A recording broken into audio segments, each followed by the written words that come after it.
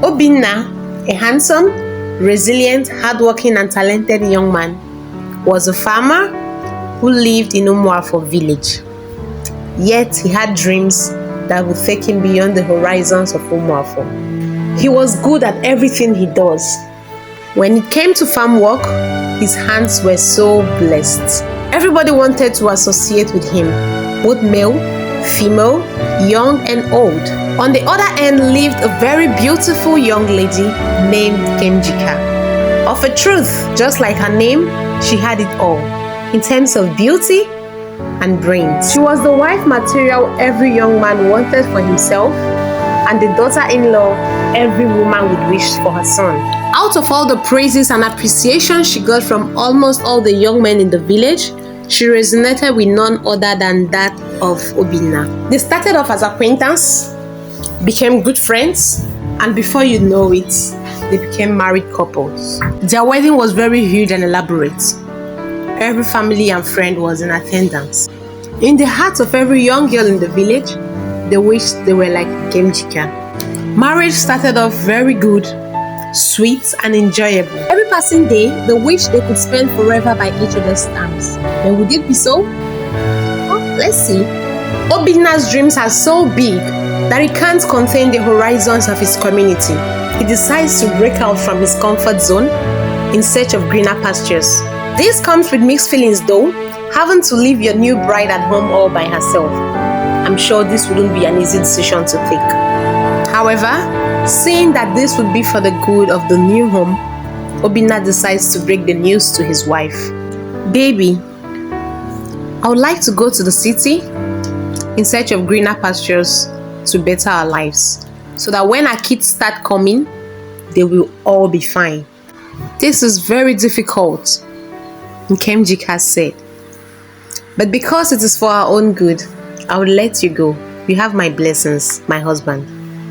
Obinna saddles his baggages and off he left for the city. Obinna and Nkem kept communicating via letters and phone calls. One day, an incident that turned the love story into a trist one happened. Nkemjika wrote a letter to her husband, letting him know that they are expecting a baby. Expecting to get his return and excitement, she didn't get a reply from him. Weeks passed and she became worried. She decided to give him a phone call. Hello baby, I sent you an exciting message via the post office. Did you not get my letters? What shameful letter, Nkemjika? What letters? The letter that says you've been shamelessly sleeping with other men around the village, and now you tell me you're pregnant? Pregnant for who? I guess not me.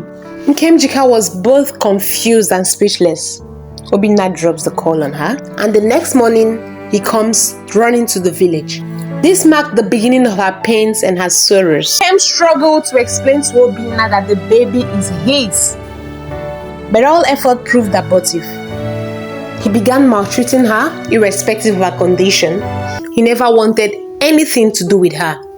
Presence automatically irritated him. The news went round the village, and guess what? Everyone believed Obinna's side of the story. Going about her daily activities became a problem because she wouldn't do that without meeting one or two people gossiping and pointing at her. Nkemjika's parents were equally confused. They called their daughter for questioning, and she said the same thing.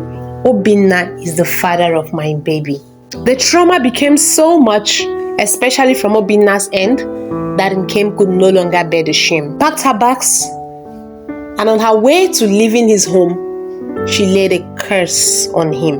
Obinna, for making me go through pains, reproach and shame, for taking my love for granted, I promise you, if at all I am innocent of this allegation you levy on me, you will suffer the same shame and reproach you've made me go through.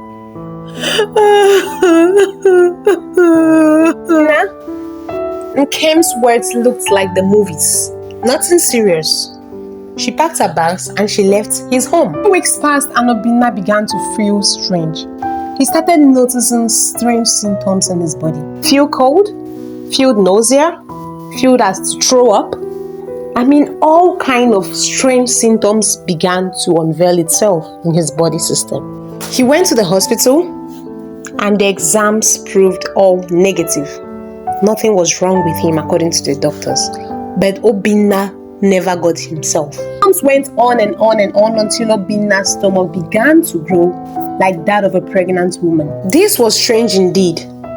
Tongues started wagging in the village. What could this be? What could have happened to this young man? Obinna's life went from high to low within the twinkle of an eye. No one would like to associate with a man who had a big stomach. A strangely big stomach, if I must add. He went about his daily activities in the village in shame. People made mockery and jest of him. If I must say, he faced almost the same thing that Nkem went through. Could this be Nkem's curse coming to reality? Well, who knows? The pains became too much, and one day, as he sat at home feeling pains and irritation as usual, he remembered the cause of Nkemjika. If at all I am innocent of the allegation you've levied against me, may you suffer the same shame and reproach you've made me go through. Wait, he said to himself. Wait. Could it be that Nkem is actually innocent after all? Could it be that I made her go through the pains and shames for nothing? Could it be that her pregnancy was actually mine? Oh, what have I done to myself? How do I face her right now? Meanwhile, Nkemjika had gone to settle in a place far from home, a place where no one knew her story.